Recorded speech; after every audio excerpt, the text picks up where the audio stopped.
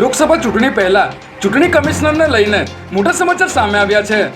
હાલ આપણો દેશ ચૂંટણી મોડમાં આવી ચૂક્યો છે, જેમાં લોકસભા ચૂંટણી 7 તબક્કાઓમાં થવા જઈ રહી છે, જેની શરૂઆત 19 એપ્રિલના પહેલા તબક્કાથી કરવામાં આવશે। જોકે આ સમયે EMCની સાથોસાથ ઘણા રાજકીય પક્ષો પણ હંગામો મચાવી રહ્યા છે। ત્યારે આઈબીના ધમકીના અહેવાલ બાદ ગૃહ મંત્રાલય દ્વારા મુખ્ય ચૂંટણી કમિશનર રાજીવ કુમારને Z કેટેગરીની સુરક્ષા આપવામાં આવી છે।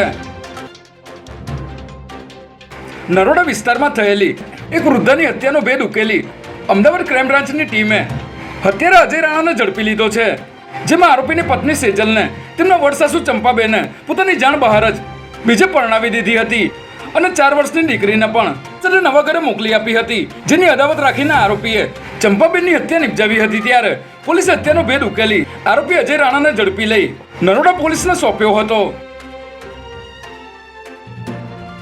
અમદાવાદના બાવળામાં ફૂડ પોઈઝનિંગની ઘટના સામે આવી છે, જેમાં એક જ ઘરમાં ભોજન આરોગ્યા બાદ 7 જેટલા બાળકોને ફૂડ પોઈઝનિંગની અસર થઈ હતી, જેમાં તમામ બાળકોને ઝાડા ઉલટી થઈ ગયા હતા। ત્યારે 7 વર્ષની એક બાળકીનું મોત નીપજ્યું હતું, જ્યારે અન્ય 6 બાળકોને અમદાવાદ સિવિલ હોસ્પિટલમાં દાખલ કરવામાં આવ્યા છે।